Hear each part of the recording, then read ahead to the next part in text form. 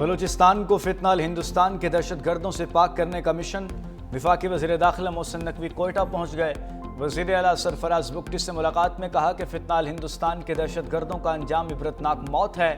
بھارتی سپانسرڈ دہشت گردوں اور ان کے سہولت کاروں کو انجام تک پہنچائیں گے۔ ریاستی ریٹ چیلنج کرنے والوں کے ساتھ آہنی ہاتھوں سے نمٹا جائے گا۔ دہشت گردی کے خلاف جنگ میں بلوچستان حکومت کی مکمل سپورٹ جاری رکھیں گے۔ وزیر اعلیٰ بلوچستان میر سرفراز بگٹی نے کہا، یہ جنگ سیکیورٹی فورسز کی نہیں، پوری قوم کی جنگ ہے۔ پاکستان دشمن عناصر کے لیے زمین تنگ کر دی گئی ہے۔ وزیر اعظم شہباز شریف نے ایف بی آر میں جدید اور عالمی معیار کا ڈیجیٹل ایکو سسٹم تشکیل دینے کی منظوری دے دی۔ عالمی شہرت یافتہ ماہرین کی خدمات لینے کی ہدایت۔ کہا ایف بی آر کی جاری اصلاحات کے ثمرات کی بدولت معیشت مثبت سمت میں گامزن ہے۔ خام مال کی تیاری، درآمد، مصنوعات کی مینوفیکچرنگ اور صارف کی خریداری تک تمام ڈیٹے کو ایک ہی سسٹم سے منسلک کیا جائے۔ ٹیکس بیس میں اضافے اور غیر رسمی معیشت کے خاتمے سے ہی عام آدمی کے لیے ٹیکس میں کمی کے ہدف کا حصول ممکن ہوگا۔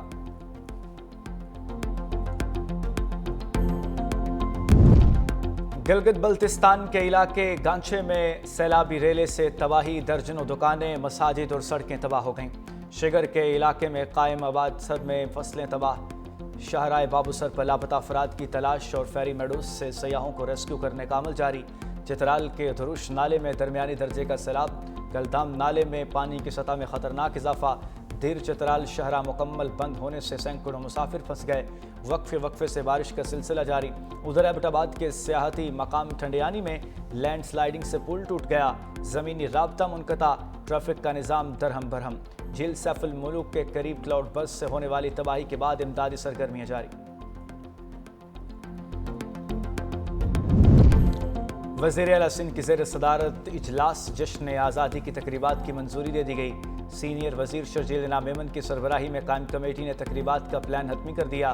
مراد علی شاہ نے کہا، جشن آزادی شایان شان انداز میں مارکہ حق کے طور پر منایا جائے گا۔ جشن آزادی کے پروگرام میں نجی شعبے کو بھی شامل کرنے کی ہدایت۔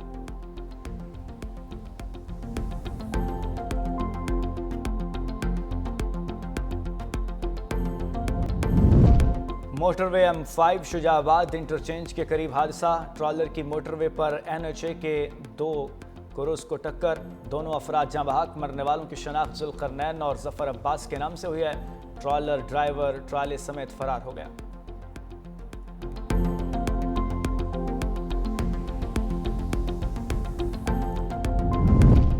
اور الرٹ رہیں، مونسون کا ایک اور تگڑا سپیل آنے کو تیار ہے۔ ملک بھر میں تیز ہواؤں کے ساتھ موسلا دھار بارشوں کی پیش گوئی۔ محکمہ موسمیات کے مطابق مغربی ہواؤں کا سلسلہ 28 جولائی سے ملک میں داخل ہوگا۔ 31 جولائی تک کشمیر اور گلگت بلتستان کے بیشتر اضلاع میں بارشیں متوقع ہیں۔ خیبر پختونخوا کے بالائی علاقوں سمیت بیشتر اضلاع میں موسلا دھار بارشوں کا امکان ہے۔ اسلام آباد، راولپنڈی، مری اور کلیات سمیت پنجاب کے بیشتر اضلاع میں بادل جم کر برسیں گے۔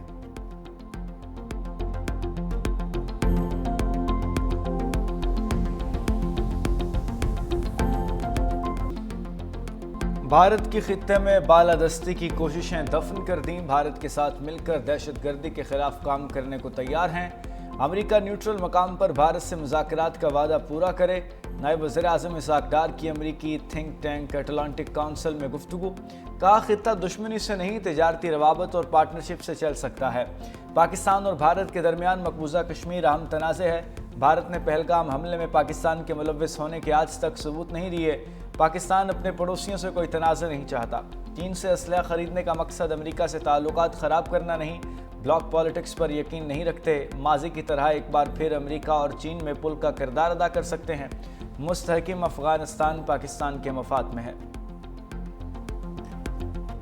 پاکستان امریکہ سے ایڈ نہیں، ٹریڈ چاہتا ہے۔ امریکہ سے تجارتی معاہدہ چند ہفتوں میں ہو جائے گا۔ امریکی منڈیوں تک مؤثر رسائی چاہتے ہیں۔ نائب وزیر اعظم اسحاق ڈار کا امریکی تھنک ٹینک اٹلانٹک کونسل سے خطاب۔ کہا، امریکی وزیر خارجہ مارکو روبیو سے ملاقات انتہائی مفید رہی۔ باہمی شراکت داری پر زور دیا۔ آرٹیفیشل انٹیلیجنس، IT، انسداد دہشت گردی میں تعاون پر بھی گفتگو ہوئی۔ اسحاق ڈار نے مزید کہا کہ جنوبی ایشیا میں امن ہمارے اور دنیا کے لیے اہم ہے۔ پاکستان امن پسند ایٹمی ملک ہے۔ تنازعات کا پرامن حل چاہتے ہیں۔ پاک بھارت جنگ میں امریکی کردار کو سراہتے ہیں۔ بانی پی ٹی آئی کو ریاست کے خلاف نہیں جانا چاہیے تھا، سانحہ 9 مئی کے واقعے پر قانون اپنا راستہ لے گا۔ اسحاق ڈار نے کہا مقبول سیاسی لیڈر کا مطلب اسلحہ اٹھانا یا قانون ہاتھ میں لینا نہیں۔ جب آپ ریاست کے خلاف ہتھیار اٹھاتے ہیں تو قانون کو اپنا راستہ اپنانا پڑتا ہے۔ مزید کہا بانی کی حکومت نے 100 سے زائد مجرم رہا کیے، 30-40 ہزار طالبان کے لیے سرحدیں کھول کر انہیں پھر سے زندہ کیا۔ بانی کا یہ فیصلہ بہت افسوسناک تھا۔ مزید بولے ڈاکٹر عافیہ صدیقی دہائیوں سے امریکی قانون کے تحت قید ہیں۔ اگر امریکہ نے عافیہ کو قانون کے تحت بند کیا ہے تو مجھے مسئلہ نہیں۔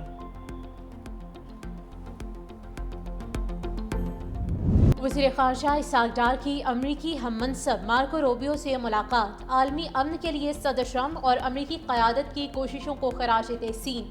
اسحاق ڈار نے کہا کہ پاک بھارت کشیدگی میں صدر ٹرمپ کا کردار لائق تحسین ہے۔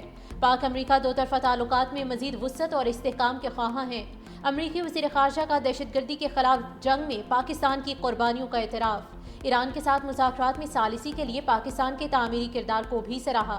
میڈیا سے گفتگو میں اسحاق ڈار نے کہا کہ امریکی سیکرٹری خارجہ کے ساتھ ملاقات بہترین رہی۔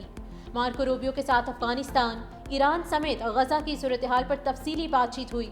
ایکس پر لکھا ملاقات میں معیشت، تجارت، سرمایہ کاری، آرٹیفیشل انٹیلیجنس، آئی ٹی اور انسداد دہشت گردی کے شعبوں میں تعاون پر توجہ مرکوز رہی۔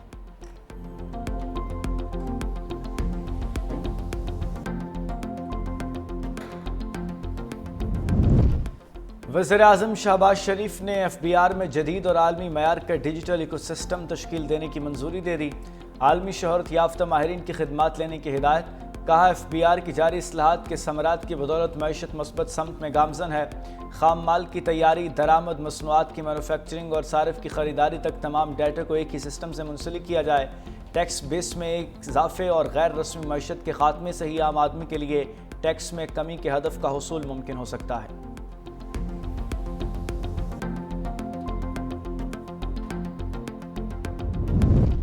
بلوچستان کو فنتانل ہندوستان کے دہشت گردوں سے پاک کرنے کا مشن۔ وفاقی وزیر داخلہ محسن نقوی کوئٹہ پہنچ گئے۔